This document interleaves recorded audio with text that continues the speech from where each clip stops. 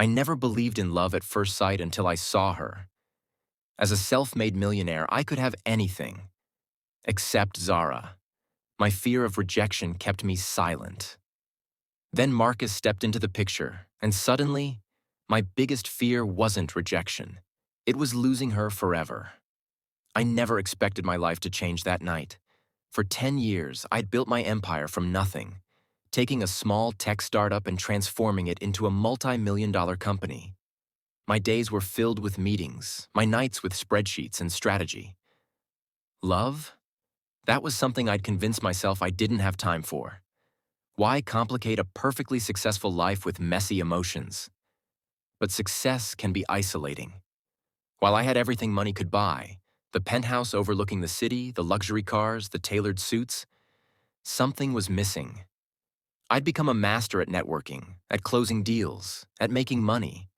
But somewhere along the way, I'd forgotten how to connect, how to feel. That charity gala was supposed to be just another business obligation. Another night of forced smiles and strategic handshakes. I remember adjusting my cufflinks as I walked in, mentally preparing my practiced small talk. The ballroom was exactly what you'd expect.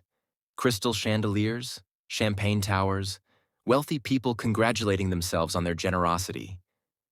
Then I saw her. Zara stood across the room in a deep burgundy dress that contrasted beautifully with her dark skin. She wasn't trying to be noticed, but it was impossible not to notice her. While everyone else seemed to be performing, she was simply present, laughing genuinely at something someone said, her eyes crinkling at the corners. I found myself moving toward her before I even realized what I was doing. For a man who prided himself on strategy and calculation, this magnetic pull was unsettling.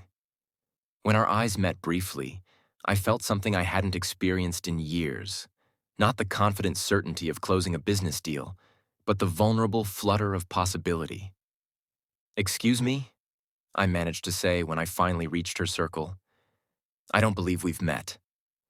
Her handshake was firm, professional. "Zara Williams, I'm with the Education Foundation." Just 5 words, but her voice carried a warmth that made me want to hear more. We talked for what felt like minutes, but turned out to be nearly an hour. About the foundation's work, about my company's community initiatives, about everything except what I was actually feeling. Because the truth was, I was terrified. Each time she smiled, each thoughtful question she asked, I felt my carefully constructed walls beginning to crack. I, who had faced down boardrooms of intimidating investors, couldn't find the courage to simply say, "I'd like to see you again." Outside of all this. Instead, I made some excuse about needing to speak with a potential investor. I walked away, telling myself I was being rational, that someone like her wouldn't be interested in someone like me despite my success. That mixing business with pleasure was always a mistake. I didn't know then that walking away from her that night would be the first in a series of missed opportunities. That my fear of rejection would nearly cost me the most important connection of my life. Stay with me. Let me tell you how one moment of hesitation, one failure of courage, almost cost me everything. And how sometimes, the most valuable things in life are the ones that terrify us the most. Let me take you back to that night. The annual Horizon Foundation Gala, an event that brings together the city's elite to raise money for education. I'd attended for 5 years straight, always wrote a generous check, and typically left early. Just business as usual. I remember it was unseasonably warm for October. The venue was this historic art museum downtown, marble floors and high ceilings that made every conversation echo. I arrived fashionably late, not for effect, but because I'd been on a call with investors in Tokyo that ran long. Story of my life. Walking in, I nodded to familiar faces. The mayor. A couple of tech CEOs who'd tried to poach my developers. My ex-girlfriend with her new husband.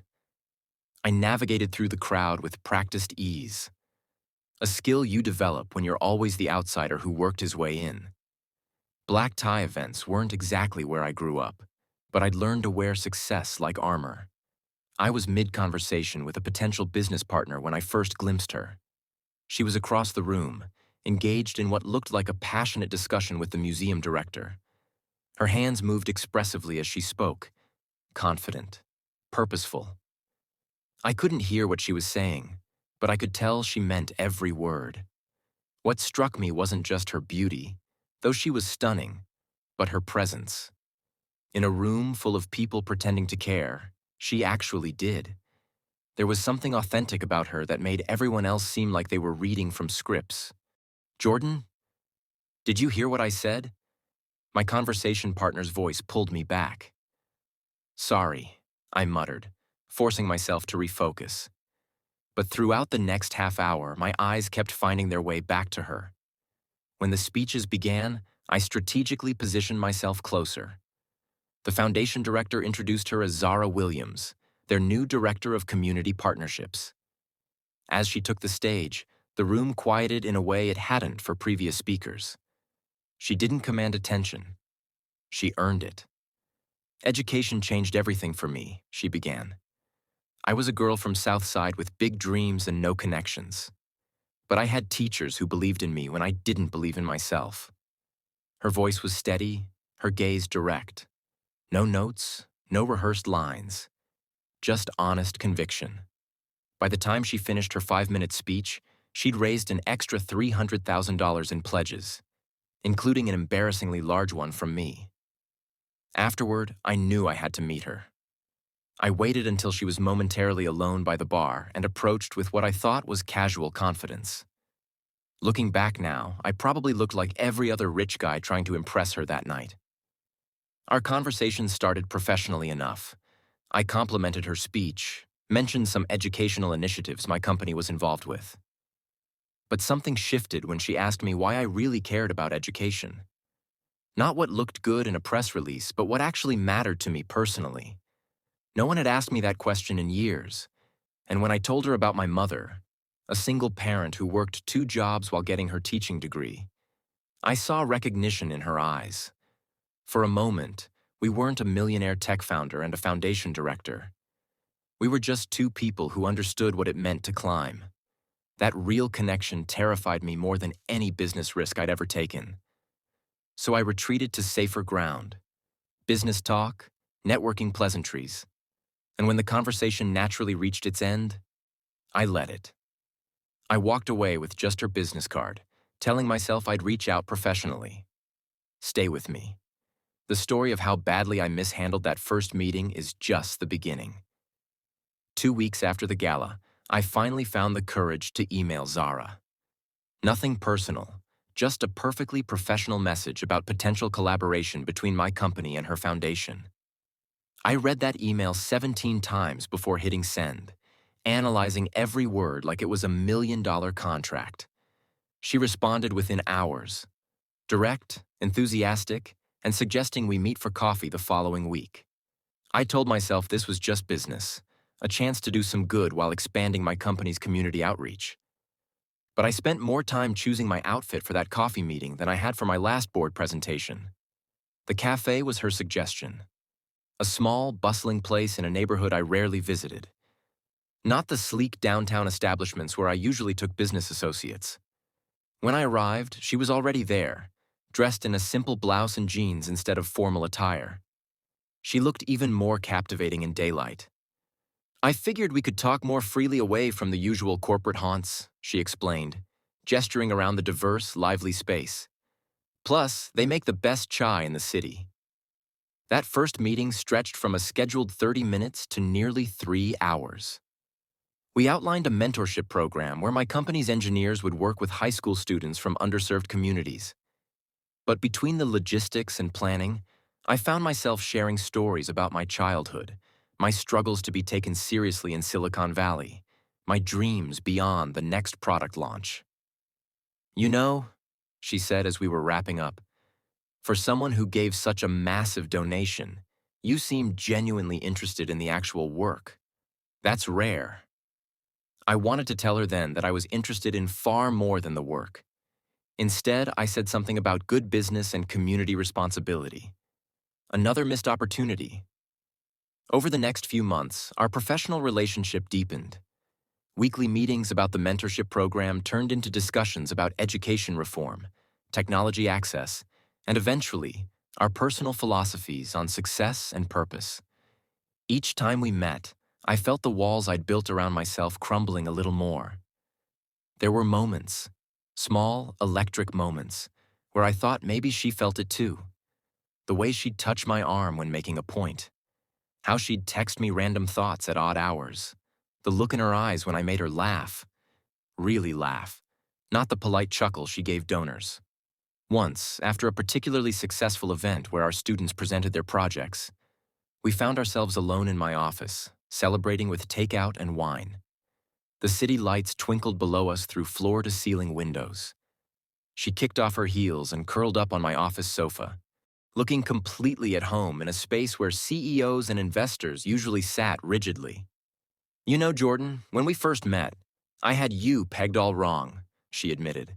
"I thought you'd be another tech bro with a savior complex." "And now?" I asked, my heart racing. She smiled that smile, the one that made me forget I was supposed to be a calculating businessman. "Now I think you might actually be one of the good ones." It was the perfect moment to tell her how I felt, to cross the room, sit beside her, and finally say the words that had been stuck in my throat for months. But then my phone rang, an investor from Singapore who I'd been trying to reach for weeks. I held up a finger, mouthed 1 minute, and took the call. When I hung up 15 minutes later, the moment was gone. She was gathering her things, checking her watch. "I should get going," she said. "Early meeting tomorrow." I nodded, walked her to the elevator, and watched the doors close between us. Back in my office, I stared at the half-empty wine glasses and takeout containers, wondering why a man who had built a fortune by taking risks couldn't take the one that mattered most. What I didn't know then was that someone else was about to enter the picture. Someone who wouldn't hesitate the way I did. Someone who would see Zara's worth and actually have the courage to pursue it. 6 months into our mentorship program, I invited Zara to attend a tech conference where I was speaking.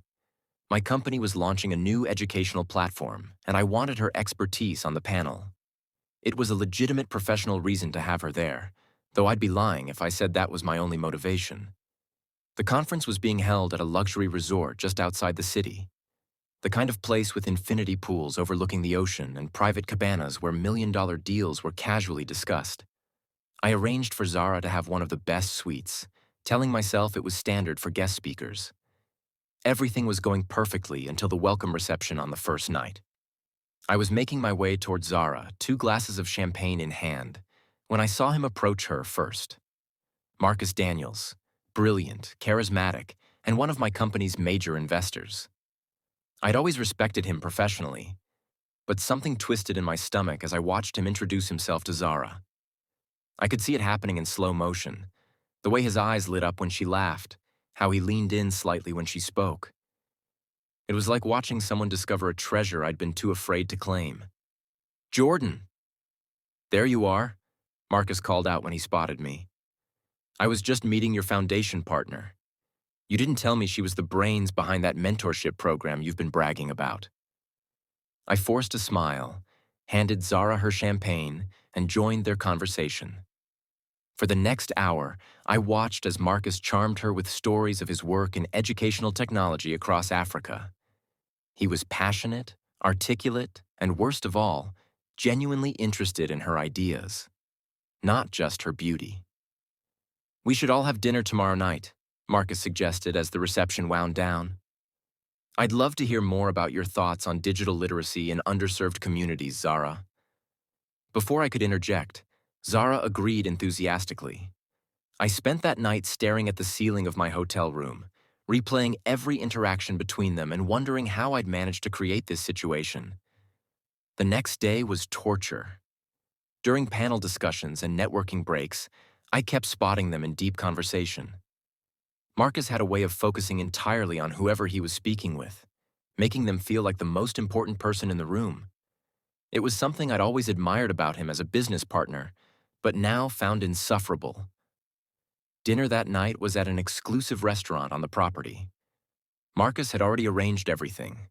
A private table on the terrace overlooking the ocean at sunset. Of course he had. I arrived intentionally early, hoping for a few moments alone with Zara, but Marcus was earlier still. As we ordered wine, I noticed how effortlessly he made Zara laugh. He asked questions about her background, her dreams for the foundation, her life outside of work. All the personal territory I'd been too cautious to explore fully. "You know," Marcus said at one point, "I've known Jordan for years, but he never mentioned working with someone so passionate about education reform. He's been holding out on me."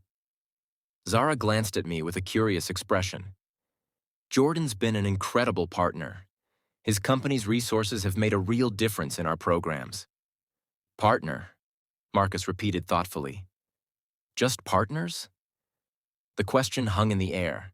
I nearly choked on my wine, while Zara's cheeks darkened slightly. "Professional partners," she clarified, her eyes briefly meeting mine before looking away. Marcus nodded, but I could see the wheels turning behind his eyes. He'd spotted something, the tension, the unspoken possibility between us.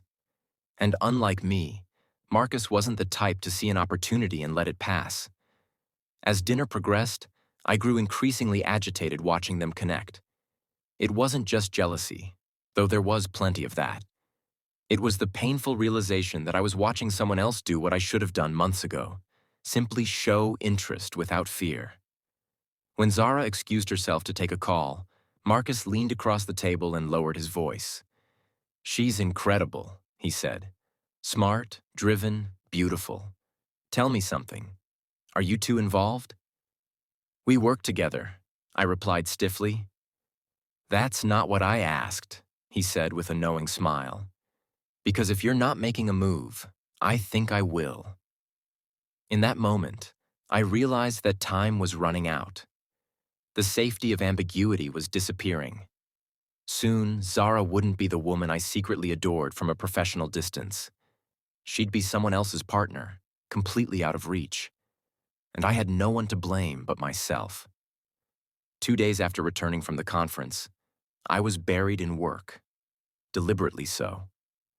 Throwing myself into coding and meetings was easier than confronting the mess I'd made of my personal life.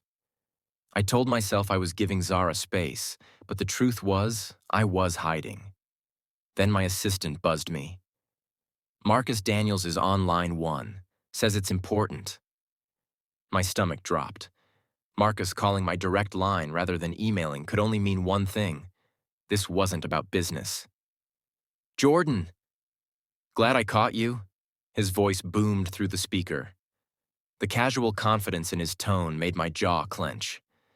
"I'm putting together a small dinner party this weekend at my place. Very intimate. I was hoping you could make it." "I appreciate the invitation, but I'm swamped with the product launch," I lied.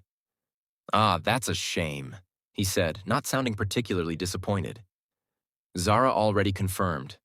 I was hoping to get your insight on some ideas we've been discussing about expanding the mentorship program." My chest tightened. They'd been discussing expansion plans? Without me? "On second thought," I said quickly, "I could probably move some things around." "Great. Saturday at 8. And Jordan, it's black tie." After hanging up, I sat motionless, staring at the city skyline from my office window. The irony wasn't lost on me. I'd spent months keeping my relationship with Zara strictly professional. And now I was rearranging my schedule to attend a dinner party solely because she would be there. The week dragged on. I threw myself into preparations for Marcus's dinner, overthinking everything from my suit choice to potential conversation topics. I was behaving like a teenager with a crush, not a grown man running a tech empire. Saturday evening arrived, and I found myself standing in Marcus's opulent foyer, champagne in hand, scanning the room for Zara. When I finally spotted her, the sight nearly knocked the wind out of me. She wore a sleek black dress that highlighted every curve. Her hair swept up to reveal the elegant line of her neck. She was in animated conversation with an older couple I didn't recognize. I made my way toward her, but Marcus intercepted me, steering me toward a group of investors. By the time I extracted myself, dinner was being announced. I discovered my assigned seat was at the opposite end of the table from Zara, with Marcus placed conveniently beside her. Throughout dinner, I watched their interaction from afar. The casual touches, the shared laughter, the way he would lean in to whisper something that made her smile. Each moment was a paper cut to my heart. After dessert, guests moved to the terrace for drinks. I finally managed to approach Zara, who was momentarily alone by the railing, looking out at Marcus's manicured gardens. "Beautiful night," I offered lamely. She turned, a genuine smile lighting her face. "Jordan, I've barely seen you all evening. How are you?" We fell into easy conversation, the kind we'd always had, about work, the conference outcomes, her latest foundation initiatives. For a few minutes, it felt like before, when it was just us building something meaningful together. Then I heard it. "So, what do you think about dinner next Friday?" Marcus's voice drifted from around the corner. He was speaking to someone on the phone, just out of sight. "I know this amazing Ethiopian place downtown you'd love." A pause. "Perfect. It's a date then, Zara. I'm looking forward to it." My heart plummeted. I glanced at Zara, who hadn't heard the conversation. She was mid-sentence about a new grant opportunity. I mumbled an excuse about needing another drink and walked away, finding myself in Marcus's study. I poured a generous whiskey from his bar cart and sank into a leather chair. "You look like someone who just lost $1 million deal." I looked up to find Lisa Chen, my company's chief marketing officer and one of my oldest friends, leaning against the doorframe. "Something like that," I muttered. She closed the door behind her and took the seat opposite me. "Want to tell me why you've been staring at Zara Williams all night like a man dying of thirst?" I started to deny it, but Lisa raised an eyebrow, her signature "don't bullshit me" look. "That obvious, huh?" "To everyone except Zara, apparently." She sipped her wine. "And now Marcus is moving in, and you're in here hiding instead of doing something about it." "He already asked her out," I said bitterly. "I heard him confirming dinner plans." "And? Since when does Jordan Pierce back down from competition?" Lisa leaned forward. "Look, I've known you for 10 years. I've watched you build a company from nothing, take risks no one thought would pay off. The only time I've ever seen you hesitate is with her." "Why?" The question hit me like a physical blow. "Because if she rejects me, I can't pretend anymore," I admitted quietly. "Right now, there's still possibility. If she says no, then you'll know," Lisa finished gently. "And you can move on." "But what if she doesn't say no, Jordan? What if she's been waiting for you to find your courage? Are you really willing to lose her without ever knowing?" The weight of months of indecision and fear pressed down on me. In business, I'd always believed that action, even imperfect action, was better than paralysis. Why hadn't I applied that principle to my heart? "You need to tell her," Lisa said simply. "Before Marcus's dinner date, before it's too late. Whatever happens, at least you won't spend the rest of your life wondering what might have been." As I drove home that night, Lisa's words echoed in my mind. The decision crystallized with every mile. I would tell Zara how I felt. Not tomorrow, not next week. Monday morning, first thing. What I didn't know then was that confession would be the easiest part of what lay ahead. Monday morning arrived with the kind of perfect clarity that only comes after a life-changing decision. I'd barely slept, rehearsing what I would say to Zara, imagining every possible response. By 6 a.m., I was already at the office, pacing my corner suite, watching the city wake up below me. I texted Zara at 7:30. "Need to discuss an important development with the mentorship program. Can you stop by my office this morning?" Professional enough to not raise suspicions, urgent enough to ensure she'd come. Her response came quickly. "Sure. 10 a.m. work for you?" Those 2 hours were the longest of my life. I canceled all my other meetings, sent my assistant on an unnecessary errand, and even ordered Zara's favorite pastries from that little bakery she'd mentioned once in passing.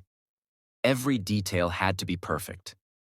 At 9:58, I heard the elevator doors open. My palms were sweating. Me, a man who had pitched to rooms full of venture capitalists without breaking a sweat, reduced to nervous fidgeting because a woman I cared about was walking down the hall. When Zara entered, she was all business. Portfolio in hand, hair pulled back, wearing a professional blazer and pencil skirt. Beautiful, but deliberately unapproachable. "Good morning," she said, settling into the chair across from my desk. "What's this urgent development?" I'd planned to ease into it, start with small talk, transition smoothly to my feelings. Instead, I blurted out, "Are you going to dinner with Marcus on Friday?" Her eyes widened in surprise, then narrowed. "I don't see how that's relevant to the mentorship program." "It's not," I admitted, standing up and moving to look out the window. I couldn't face her directly. I overheard him on the phone at his party. "And you think that's your business because—" Her voice had an edge I'd never heard directed at me before. I turned back to her. "Because I'm in love with you." The words hung in the air between us. Her expression shifted from irritation to shock. "What did you just say?" she asked softly. There was no turning back now. I moved closer, perching on the edge of my desk. "I've been in love with you since that first night at the gala. I've spent months telling myself that our professional relationship was too important to risk, that you couldn't possibly be interested in someone like me, that the timing wasn't right." The words tumbled out in a rush. "But watching Marcus with you, the thought of you with him—" "Stop." Zara stood up abruptly. "You don't get to do this. Not now." Her reaction wasn't what I'd expected. There was anger in her eyes, not the reciprocation I'd hoped for. "For 10 months, Jordan. 10 months we've worked together, had lunch together, built something meaningful together. And not once, not once, did you give me any indication that you saw me as anything more than a convenient business partner." "That's not true," I protested. "There were moments you never acted on," she interrupted. "Do you know how that felt? To constantly wonder if I was imagining the connection between us? To second-guess every interaction?" She paced the length of my office, arms wrapped around herself defensively. "And now, only when another man shows interest, suddenly you've been in love with me this whole time?" She made air quotes with her fingers, her voice laced with hurt. "Do you know how insulting that is? Like I'm just some prize you didn't care about until someone else wanted it." I felt sick. She was right. "Zara, I'm sorry. I never meant—" "What exactly did you never mean, Jordan? To treat me like an afterthought? To only value me when you realized you might lose me?" She shook her head. "You know what the worst part is? I had feelings for you too, for months. Had. Past tense. The word cut through me like a knife. I waited for you to make a move," she continued, her voice softer now. "Dropped hints, created opportunities, but you never did, and eventually, I had to accept that whatever I thought was between us was one-sided." "It wasn't," I said desperately. "I was afraid. Afraid of rejection. Afraid of ruining what we had professionally if you didn't feel the same way. So instead, you said nothing. Let me believe you weren't interested." She gathered her portfolio from the chair. "That's not love, Jordan. That's cowardice." As she turned to leave, panic surged through me.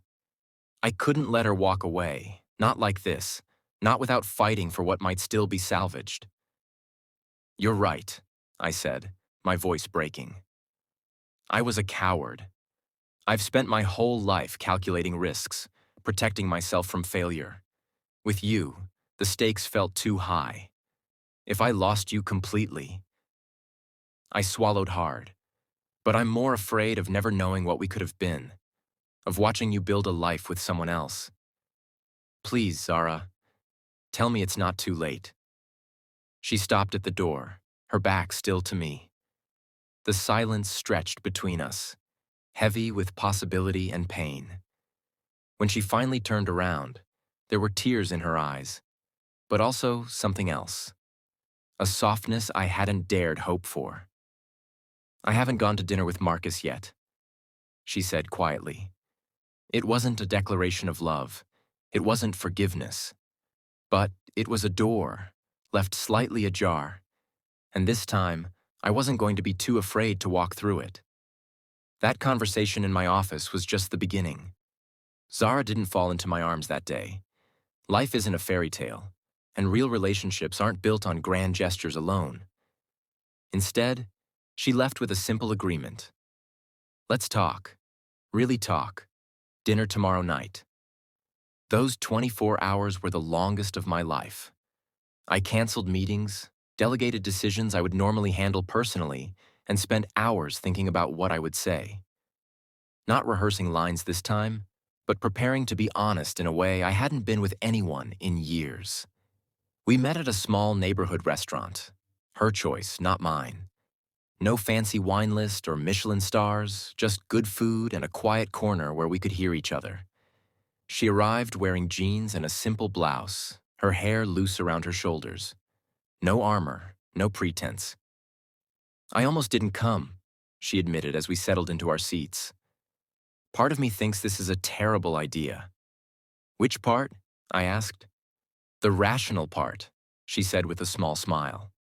"The part that knows mixing business and personal rarely ends well." "And the other part?" She looked at me then, really looked at me. "The part that's been waiting for you to see me as more than a foundation director or a business partner."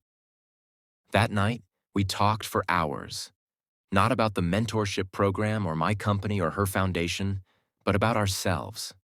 I told her about growing up with a single mother, about the scholarship that changed my life, about the loneliness that came with success. She shared stories about her childhood on the South Side, her parents' sacrifice to give her educational opportunities, her struggle to be taken seriously in rooms full of wealthy donors. The waiter had to politely ask us to leave when the restaurant closed. We continued our conversation walking along the river, the city lights reflecting in the water. "I need to ask you something," she said as we stopped to watch a boat pass by. "Why now? Was it really just because of Marcus?" I took a deep breath. Marcus was the catalyst, but not the cause. Seeing him with you made me confront what I'd been avoiding, that I'd been hiding behind professionalism because I was terrified of rejection, of not being enough for you. Not being enough? She looked genuinely confused. "Jordan, you're a self-made millionaire. You've built an empire from nothing. And you've never cared about any of that," I said softly. "That's why I fell for you in the first place. You see through the success to the person underneath. And that person, he's just a kid from the wrong side of town who got lucky, who doesn't quite believe he deserves a place at the table, let alone deserves someone like you." She was quiet for a moment, then reached for my hand. "You know what I think? I think we're both more alike than we realized. Both fighting to prove we belong in rooms where people like us weren't supposed to end up." That touch, her hand in mine, felt more significant than any business deal I'd ever closed. "So what happens now?" I asked. "Now," she said thoughtfully, "we do this properly. We date. We get to know each other outside of work contexts. We see if what we feel is real or just the product of professional proximity." "And what about Marcus?" She laughed, a real laugh that made her eyes crinkle. "I canceled dinner with Marcus yesterday. After your confession, I needed time to think, and I realized that while I was flattered by his attention, I wasn't excited about that dinner the way I am about being here with you." It wasn't a Hollywood ending. There was no dramatic kiss on a bridge, no sweeping declaration that erased months of hesitation. Instead, there was something better. A beginning. A real one, built on honesty and mutual respect. The next few months weren't easy. Navigating a personal relationship alongside our professional one required boundaries and communication. There were awkward moments at foundation events, raised eyebrows from board members, and one particularly uncomfortable conversation with Marcus, who was surprisingly gracious about the whole situation. We took things slowly, deliberately. Date nights where we agreed not to talk about work. Weekend trips where we discovered each other's quirks and habits. Heated arguments that taught us how to fight fair and make up properly. And yes, there were challenges beyond just our working relationship. My family embraced Zara immediately, but some of her relatives were wary of me. The wealthy tech CEO dating their daughter. Some of my industry peers made assumptions about how she'd advanced her career. We faced subtle prejudices and not-so-subtle comments about interracial relationships, but we faced it all together. Each obstacle only strengthened what we were building. A year after that dinner by the river, I took Zara back to the charity gala where we'd first met. Same venue, same cause, but everything else had changed. As we stood in the exact spot where I'd first approached her, I dropped to one knee and asked her to be my wife. "Took you long enough?" she said through tears, pulling me up for a kiss that left no doubt about her answer. Today, Zara and I have been married for 2 years. We've merged our passions, expanding the mentorship program nationwide and creating a foundation of our own. She challenges me daily to be better, as a businessman, as a partner, as a human being. And I'd like to think I'd do the same for her. Sometimes I still wonder what would have happened if I'd found my courage sooner. If I'd told her how I felt that very first night, or any of the countless moments that followed. But then I remember something Zara told me on our wedding day. We found each other exactly when we were supposed to. Not a moment too early or too late. Maybe she's right. Maybe the timing was perfect all along. Looking back at the journey that brought Zara and me together, I can't help but wonder how different my life would be if I'd let fear win. If I'd watched her walk away with Marcus or someone else. If I'd never found the courage to speak the truth that had been in my heart from the moment we met. The path from that first gala to where we are now wasn't straightforward. It wasn't clean. It was messy and complicated and terrifying. But that's what real love is. Not the fairy tale version we're sold, but something far more valuable. Something worth fighting for. I had everything society told me should make me happy. The money, the success, the status. I could buy anything I wanted. But Zara? She couldn't be acquired or earned through achievement. She had to be won through vulnerability. The one thing I'd spent my entire life avoiding. That's the irony of it all.